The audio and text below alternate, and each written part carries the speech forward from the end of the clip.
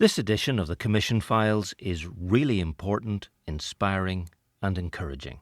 But it isn't for children. So choose another time to listen if there are little people with you. It's not for them. For everyone else, please do listen on. You won't regret it.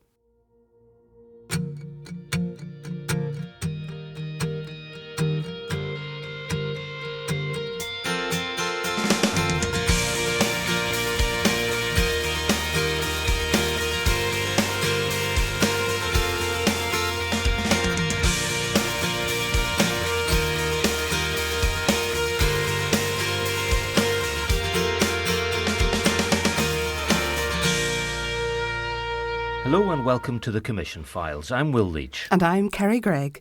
We're recorded and produced at the studios of Commission Christian Radio. We're a charity based in Dundonald, Northern Ireland. And it's thanks to Commission supporters that we're able to make these programmes and provide them for you. Everyone gets early access. We're always ad-free, except when we tell you about ourselves or another programme we make. Do look us up on Facebook, search Facebook for Commission Broadcast Centre, that's Centre with an R-E, and find out all about us.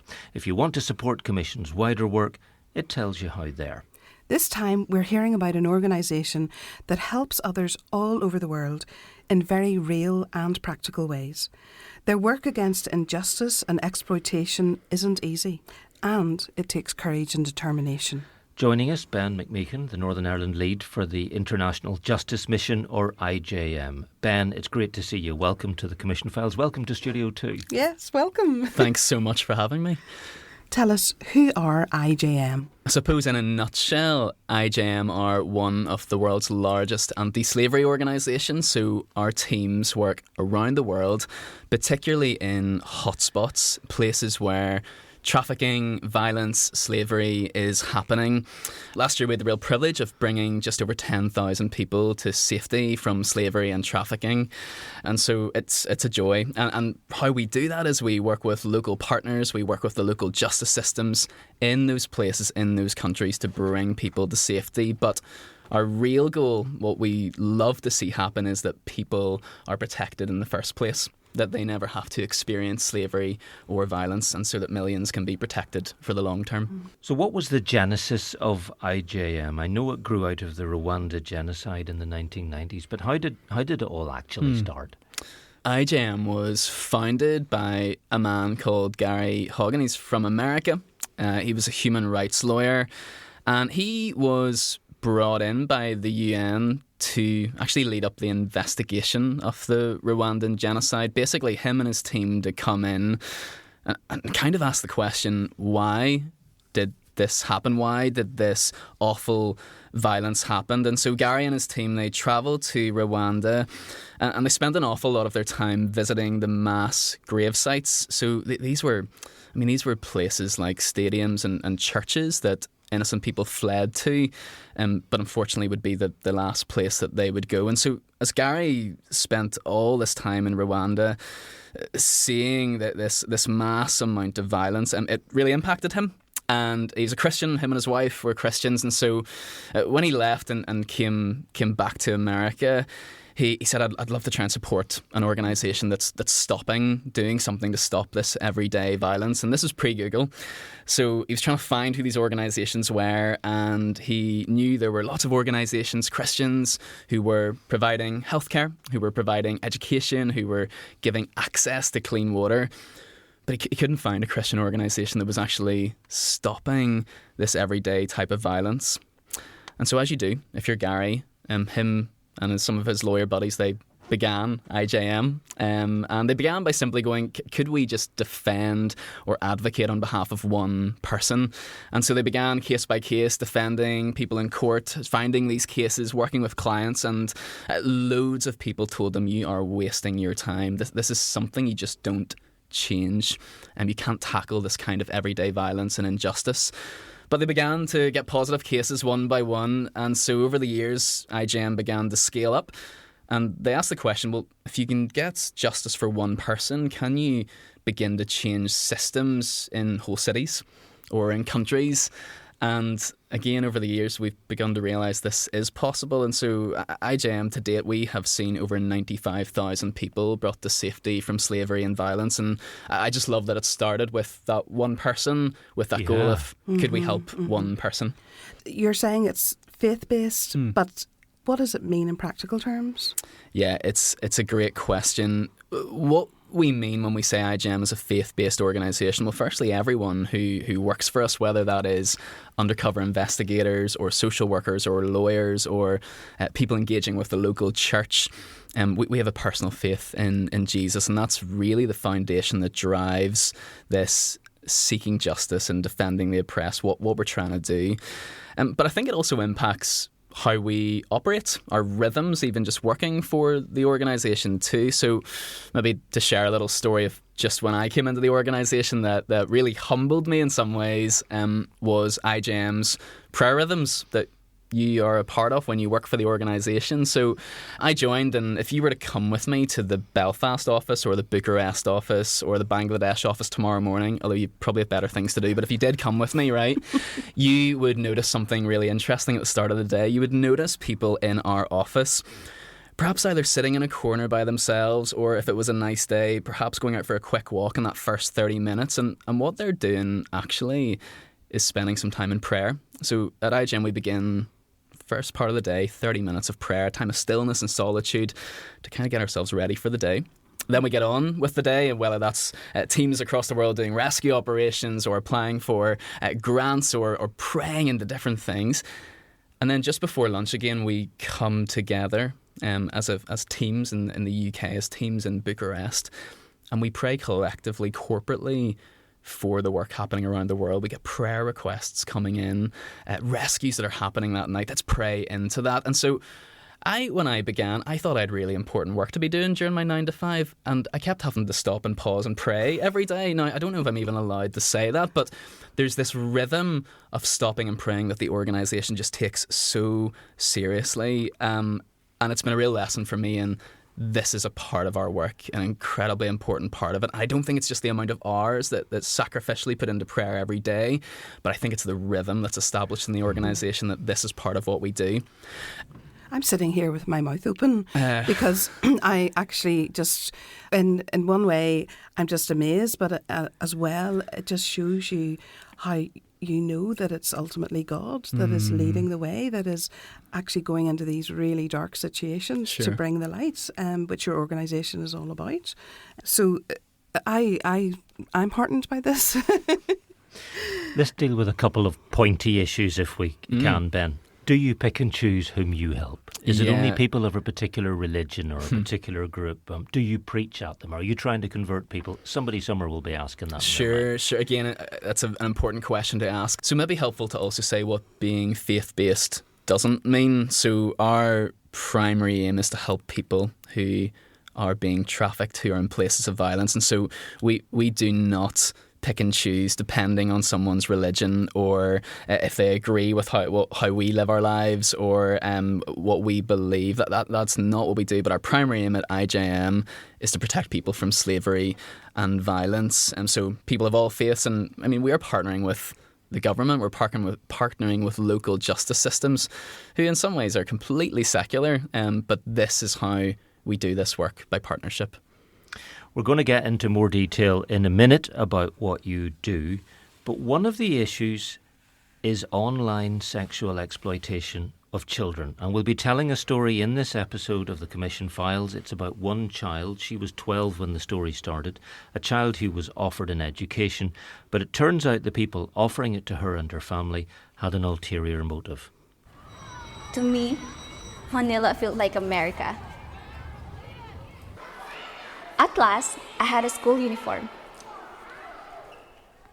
I was so happy and grateful.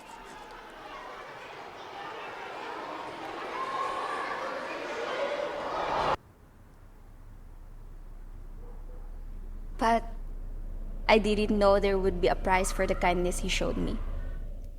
Now that's Cassie. It's not her real name. She's from the Philippines, and we'll get to her story very shortly. But before we do, we need all of us to face up to some harsh realities. Here are some facts for you. The UK is the third highest global consumer of live-streamed abuse. Third highest in the world. The UK, the third highest. For watching live video of abuse happening online, often to children, usually abroad. It's almost certainly watched by someone near to where you live, or has been watched and paid for by someone you know, someone we know, or someone we've all met. Slavery. It isn't just something from history. From the days of the Romans, or from the days of the cotton plantations, or a cause from the American Civil War of 160 years ago. Slavery is still here. The World Population Review estimates that despite global efforts, modern slavery is widespread, with 167 countries harbouring an estimated 46 million slaves, including forced labour and sexual exploitation. Modern slavery isn't just about ownership. It's about forced marriages, government-imposed labour, and human trafficking. Trafficking. People are trafficked around the world. And yes, to the UK and Ireland too. Yes, to Northern Ireland, to work against their will, often as sex workers. The PSNI can tell you all about it. It comes up in our courts. I've sat and watched such cases unfold from the press benches. Forced scamming. Don't you hate it when someone rings up trying to scam you? But there might be a backstory you haven't considered. That person may be being forced to call you and many, many others for hours at a time against their will. Compounds with literally tens of thousands of people in certain countries are being forced to do this, unable to escape. There's a lot there, and it's not easy to listen to, and it's easy to shy away from. Ben, you know all this, so let's talk about it. Let's go first of all to Cassie's story. We heard the little clip from her there, and we'll hear the full story from her in just a moment. But set the scene for us. What happened to her? I first encountered Cassie's story a number of years ago, and Cassie's story began when she was just 12 years old. So Cassie's from a country called the Philippines, other side of the world to us. I knew nothing about the Philippines or Cassie really, and I remember hearing her story, and she grew up in a poverty background. Didn't have much. She was actually at times collecting plastic bottles just to sell them back for money, and her dream was to go to school.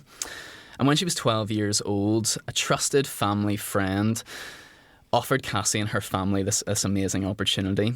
He offered to take her to the main city to really give her an education in Manila. And for Cassie and her family, this was the dream, and so they took this opportunity, and Cassie travelled with this trusted family friend to the main city, very different to their rural background where Cassie was from, and she got to go to school. This was Cassie's dream, but Cassie very quickly realised this wasn't the deal that she thought it was going to be.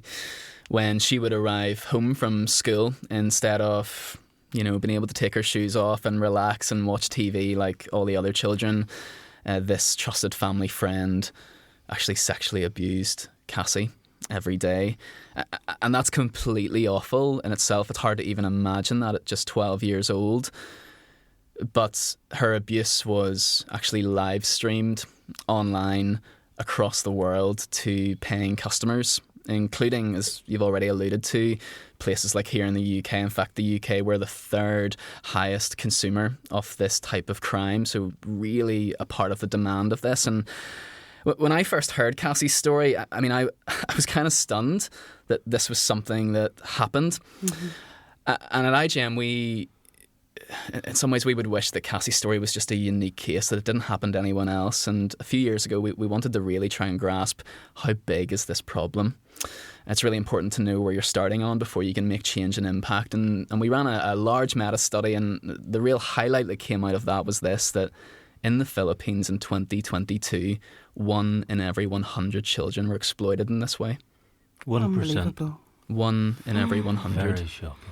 So this is a huge problem. It's fast growing, it's hidden, it's online.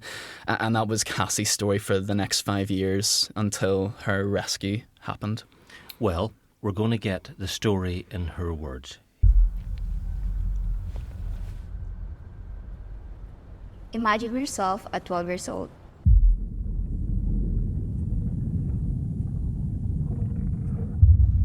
Do you remember your school uniform? Do you remember what you dreamed about as a child? All I wanted was to study, to write, to learn. Going to school was my dream. We didn't have much. I used to scavenge rubbish to swap for pens and paper. I wanted to achieve everything so I could give my parents everything. When I was 12, a family friend made my dream happen. He paid for me to go to a private school in Manila and drove us hours to get there. To me, Manila felt like America. At last, I had a school uniform. I was so happy and grateful.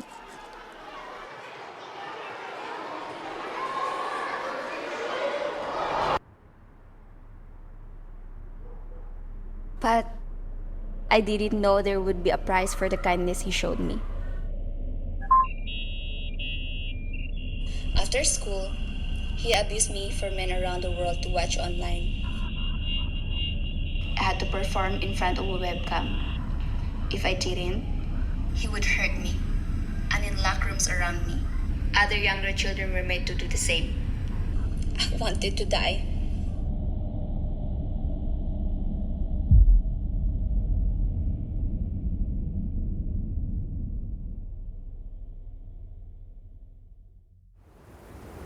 After 5 years, one Friday afternoon, I returned from school with the same fear as always.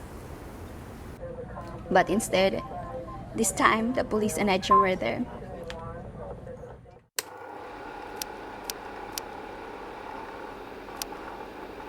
At first, I was scared and confused. But slowly I began to realize that I was safe. It was finally over. Healing was difficult. It still hurts. But this I know. He stole my dignity, but he could never steal my hope.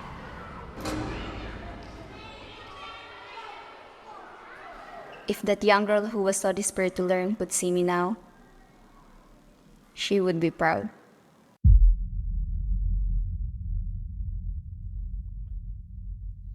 Tell us how Cassie is doing now. We know from that clip that she and the other children were rescued from their exploiters, their abusers. Yeah, I'd love to give you an update. So Cassie, as we heard there, came home that day, and instead of it being her perpetrator, IGM and the local police were there. Were able to get her out of those places. Now, Cassie then had a huge journey to go on, healing trauma that she needed to work through. And so she moved into IGM's aftercare programme, and that looked like a social worker coming alongside Cassie and those other children for years, really for however long it's taken. It really does, and it did for Cassie's case, take years. But I'm really pleased to report Cassie's doing really, really well. Cassie actually came over to Belfast in Northern Ireland just a few months ago. And I think the story here is testament to who she is and her journey of recovery. Cassie came over and she shared her story to hundreds of people here in Northern Ireland. And she spoke with just the most bravery, courage, and her words were just so inspiring. I remember standing up in front of the church and she's been through the most traumatic story we could ever imagine, and she was saying how God is working in her life in incredible ways, but was almost caring for the people sitting in front of her more than her own story. So she's just got this heart that is caring for others. So she did that, totally incredible, being able to stand up and tell her story. And then Cassie travelled over to London just a few days later, and we'd managed to set up an opportunity for her to share in Parliament to some of our leaders from around the world. And these are our leaders who, really their job is to protect people online. And so Cassie was able to share her story. Now, Cassie's quite little, so she's standing up, this little Cassie, right? Sharing her story and looking our leaders of our country in the eye and saying, there's more you need to do to protect people, to protect children like her online in countries around the world. As I said, we are part of the problem here in the UK. And so for Cassie to come and do that, it was just so powerful. So Cassie's a bit of a hero of mine, is. and the final thing I should say too is she's a real foodie as well, loves her food, okay? And so one of the things that she hopes to do in the future is set up her own cafe in the Philippines and sell some of her favourite food, which is amazing. That is just amazing. And can I ask you, did she get reunited with her family after being taken away to Manila all those years ago? I mean, did they find out what had happened? So they had the chance to do that, and that reuniting was able to happen, of course. And for Cassie again, it's working through that aftercare program to even just get her back to that place where it was safe to do that, and even to make sure her family had the economic means to support her as well. But that was all able to happen, which was Brilliant. amazing. And then obviously bringing the person to justice who actually made this all happen, this terrible thing happen. Often a case like Cassie's, that moment of, you know, when Cassie said when she came back to the house, it was, instead of her perpetrator, it was IJM and the local police waiting there. That moment is often months, if not sometimes years, in the planning and the background. And this all happens in partnership. I think one thing I'd love to make really clear is this is not IJM coming in with a superhero cape and fixing the day, but this is done in deep partnership with the local authorities, with the local police in these countries. And so it's working together, it's gathering evidence, it's using the different skill sets that each can offer to come to that moment of rescue. And for cases like OSEC, where there's an online nature to it, often multiple countries' justice systems actually have to work closely together. You know, if this is happening and being fueled by someone in the UK, but it's happening to a child like Cassie in the Philippines, IJM will help bridge the gap between those justice systems as they work together with evidence from both sides. And so it adds to the complexity of this type of crime when it's hidden, when it's online, and often in most cases very difficult to detect. This is very dark stuff. But at the end of the day, people are paying for this, and that's why it happened. What can be done, and maybe this is a bigger question than IJM can answer, in the UK to stop it happening, to catch the people who are doing it? Please tell me that somebody's trying to do something. Yeah, there's good news in this, right? This is really dark, and the reality is it is really, really difficult to detect, okay? The good news is there is work that is being done. We think from our side there is huge responsibility on the giant tech companies. So these are the platforms where this type of crime is happening.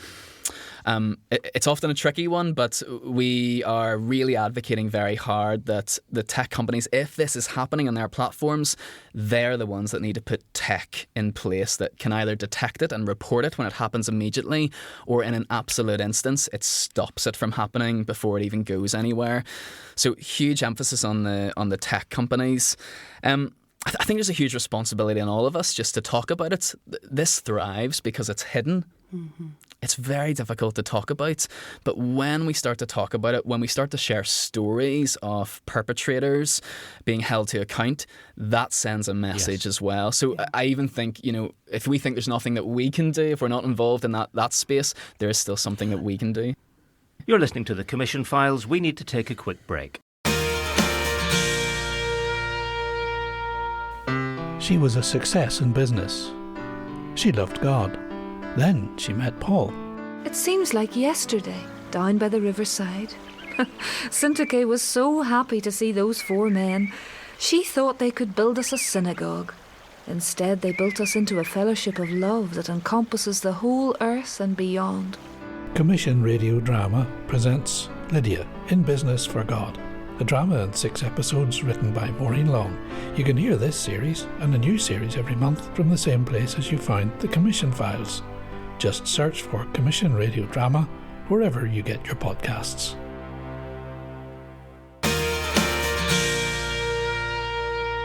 You're listening to The Commission Files, and it's Kerry and Will here with Ben McMeekin from IGM. Ben, we mentioned that you're active in Northern Ireland. That's sensitive work, and for obvious legal reasons, we can't always publicise exactly what you're doing. But reassure us, are IJM making a difference here? What can you tell us about the activities you're involved in? The reality is, and I think can be surprising for some people, but modern slavery does happen here in Northern Ireland, in our country, in our streets, in our cities, around the corner, right? And we, over the years, have been able to begin to make some connections with the PSNI to begin to try and tackle this problem, along with lots of other organisations who are doing that. I mean, I can share one story recently that we were involved with, which was a young mum from Romania who was trafficked over to the UK, to Northern Ireland. She was promised a job opportunity to help look after her kids, but when she arrived, her documents were taken from her, and instead she realised that she was going to be forced into sexual exploitation. Now, thankfully, before anything happened, she managed to escape, report this to the police, and it was then that the local police got in touch with IJM to help assist them in the operation. And firstly, IJM came in to help this woman with her medical care, with her needs, from a law advocating for her in court. But then also working with the PSNI to actually find these perpetrators, those who were trafficking her too. And so we were able to make some arrests as a result of that. So this is happening, and IJM are playing a role in this. Let's just take a wee pause for a moment. We're talking about very, very difficult issues. We're talking about issues which no country is immune from. But you're at the heart of this, you and your colleagues. So how do you actually deal with this? Is there a support network for you? It's a great question to ask. The reality of this work, and even what we've heard so far, this is just dark and heavy stuff. One of the things I find really helpful when it comes to this work was said by our founder, Gary, and he talks about how the weight of this work is God's. Okay, so I find that really helpful. That we need to throw the weight of this onto him. Now, it's God's weight, but it's our work to be a part of and to do. So I find that really helpful. If we were to carry all of this ourselves, it would simply crush us.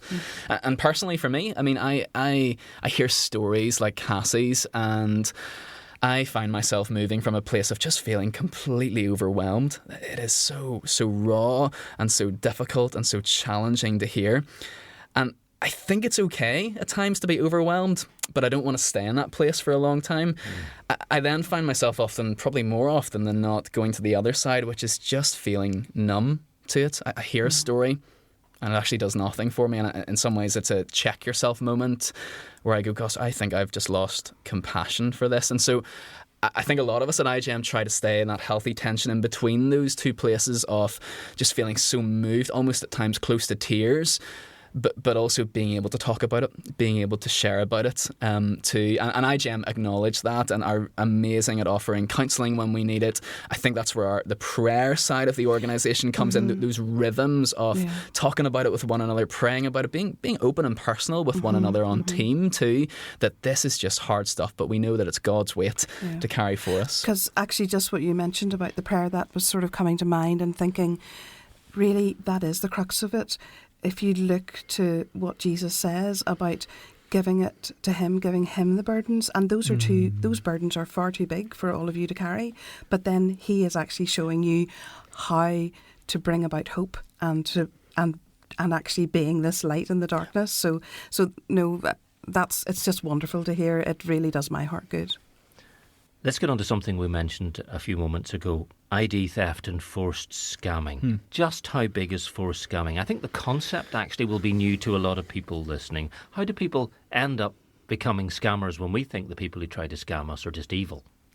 Yeah, so forced scamming, we've all probably encountered it, whether it's a WhatsApp message, an email, a dodgy phone call if you've received someone trying to get some money out of you.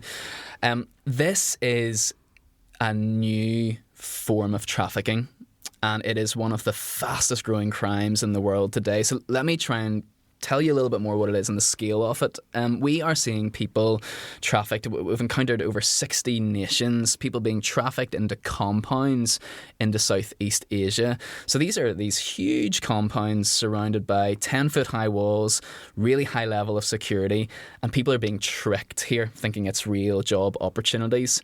I remember one of the individuals who we encountered at IJM, a man called Gavesh, and he had a degree He was a well-educated guy. He was looking for a job opportunity, found one online, looked really legit, applied through it. There was an interview, as you would for any other job that we might go for. He even had a proficiency test in typing just to make it feel completely legit. He was offered the job, flown to Thailand, was then picked up by a car, driven 7 hours to the border with Myanmar, and was then here forced across the river, and his documents were then taken off him and he was sent into one of these compounds. You know, and he tells us about how he saw people where violence was done against them, even electrocution in case if people didn't meet their quotas of getting certain amounts of money as they were scamming people around the world. So this is very real, very happening right now. Mm-hmm. There's a remarkable documentary and there's a local element to it. James Blake from Lisburn, made for BBC Three. It's called Hunting the Catfish Crime Gang. And this is a successful young businessman. He's all over social media. His identity has been copied by scammers over and over again. He didn't like it. People have been conned out of a lot of money. And he went on a journey where you and the programme makers were able to show who was actually doing that ID theft and attempting to con people for money. James Blake was pretty shocked by what he found out, wasn't he? That was the really telling part in it, that he was genuinely shocked that this was happening. You could see that, and he starts by being angry at the scammers, but then he moves along to actually start feeling really sorry for the victims as he starts to realise this is not just these people trying to get money out of us. They are actual victims. They're actual victims themselves, and it just adds this complexity to what we might think forced scamming is. And so I think it was really telling in the documentary, just seeing how shocked he was as he uncovered that journey. You can see that documentary on the BBC iPlayer. We're not allowed to play it because it's BBC copyright, but it's called Hunting the Catfish Crime Gang. In my other work, I've met one of the researchers who worked on that programme, a fascinating young woman with her heart in the right place. And she did tell me, Ben, they were delighted to work with IJM on that programme, so that's very encouraging. How do you actually get the people out of the compounds? Well, this is our challenge, what we're trying to do. I've mentioned this is a very new, very fast-growing crime, and so we are just trying to get on top of that as we can at the minute. We'll do the same thing that we try to do in all of the other countries, is we want to work with the police to do this. We want to work with the local authorities, and so we've been able to see a few hundred people already brought to safety from this in partnership with the local authorities and the police. Sometimes we can work with an embassy to help get them out, and rarely, very rare in cases, is the individual manages to escape themselves or even pays a ransom to get out of those compounds. But again, as we know, some authorities can be more challenging to work alongside than others. Because you do hear a lot on the news about how an awful lot of police can be corrupt, and I mean that on a broad scale. I'm not trying to sort of pinpoint a particular country, but I'm sure there's an awful lot of obstacles you're working against. For sure. We know there's instances where the government is knowingly turning a blind eye to injustices that are happening. And this is really challenging for organisations like us at International Justice Mission, because it's all about working with the local authorities, the very people whose job it is to protect. But it's a reality. Maybe one of the places I can talk about is our office in IJM, Kenya, and here they specifically are tackling police abuse of power. So I was actually there just a few weeks ago, and this is tackling the problem of the people whose job it is to actually protect individuals are the ones who are committing the crimes. Okay, so I met a young mum, and she shared her story with us, and sadly she lost her son due to the police abusing their power. And so well, for us at IJM, that looks like a few things. Well, we were able to advocate on her behalf. Often when someone's in such a low state, it's really hard for them to even have the effort and the energy to seek justice. And so we were able to come alongside her and advocate for justice. But the other side of that too is empowering her as a survivor. And probably a real highlight for me was just around the corner, and she lived in this slum, but just around the corner from her house, she was able to, with a beaming smile, show us her grocery store that IGEM and the local partners and the church had been involved in to help get this started. And this just, her ownership of this, and this was development and transformation for her. And so we have on one hand, yes, advocating and seeking justice, but on the other hand, we also want to support the survivors who are facing this crime. This is tricky stuff, though, because in my career I have gone to countries around the world to do a story for whoever I was working for at the time. And on occasion, the authorities knew we were there and were not a bit pleased that we were telling those stories. And there will be authorities, police, otherwise, who don't want you doing what you're doing because they're a nice little earner, quite frankly, the corrupt ones, not everybody. It must be very difficult and at times very, very cagey.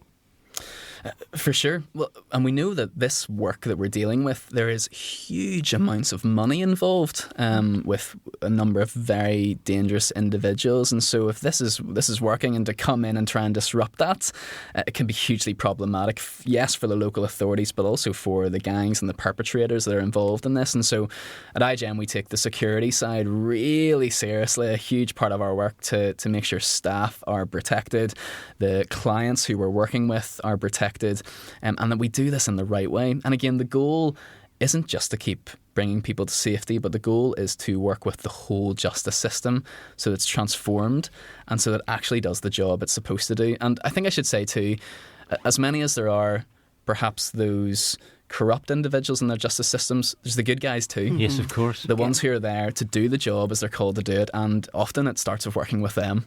I know at home people are saying, oh, I don't want to watch the news, it's so depressing. Whereas you're giving us hope here through IJM. Because the instinct is to turn away, isn't it? And the instinct is to shy away. And on this episode, we have an announcement at the beginning saying this is difficult stuff, don't listen with your kids. Shying away simply isn't good enough, Ben, is it? Turning your back on it isn't good enough just because you don't like what you're reading, hearing, seeing. I'm convinced it's not an option, and it's very tempting to do that, especially maybe when it just gets overwhelming and it's just really, really difficult. But as Christians too, we're also called to be bearers of hope and storytellers and sharing where we can these stories and moments. And what we're seeing at IGEM is with our partners that change, not just wishful thinking, but it's actually happening.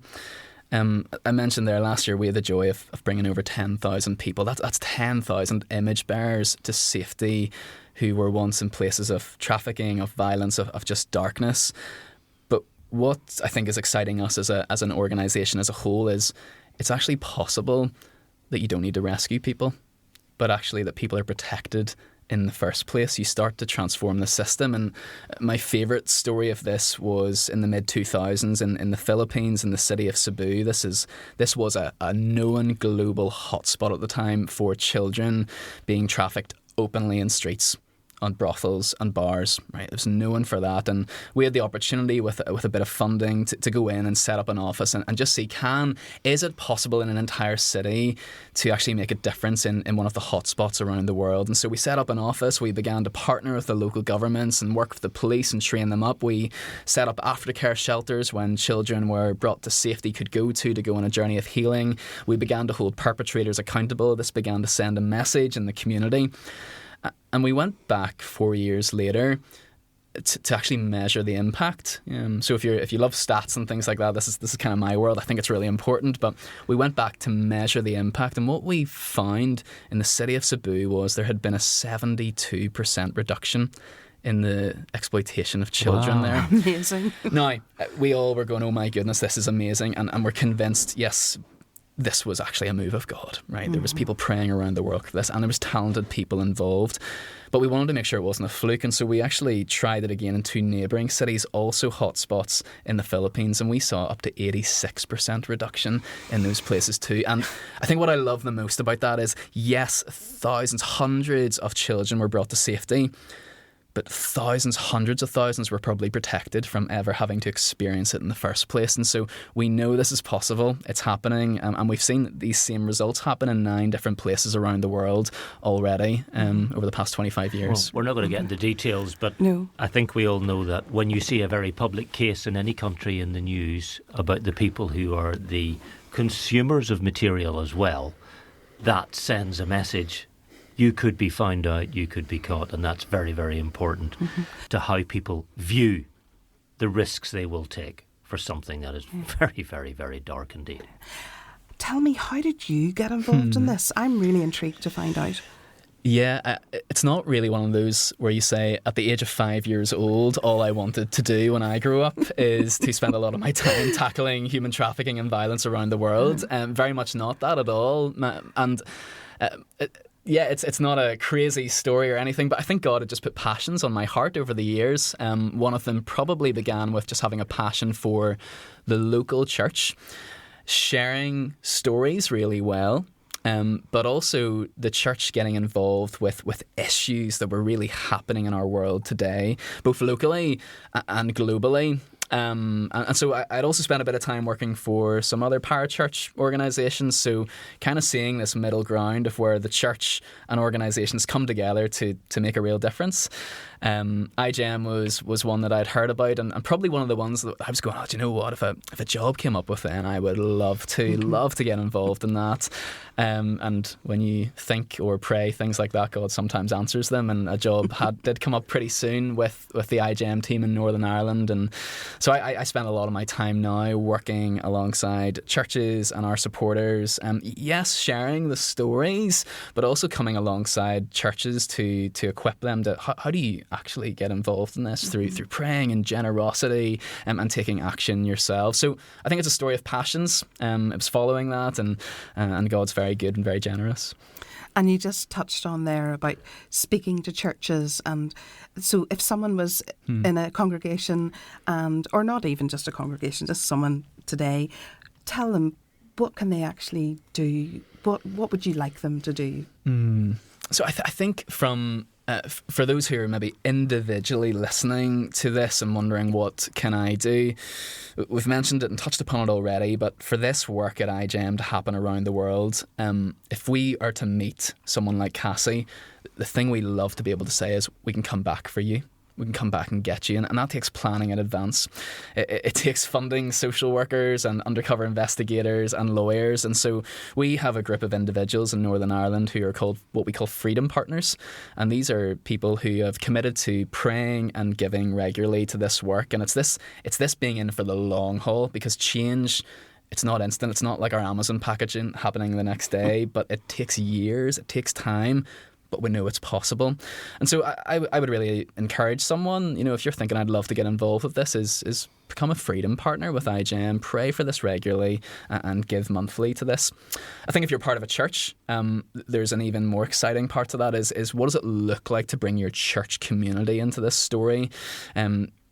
We've got to tell these stories. We've touched upon that already. And how do we begin to tell stories really well in our church context? And it's encouraging, but it's also challenging, and it helps us to know what's happening around the world. So connect your church, but get involved individually as a Freedom Partner. Ben, thanks for working with us to make this episode of the Commission Files. I should say to everyone listening, we've been working on it for quite a long time to make sure we got it right. Months, in fact.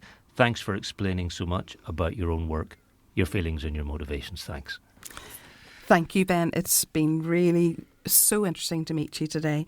And it's been good to hear that there is hope.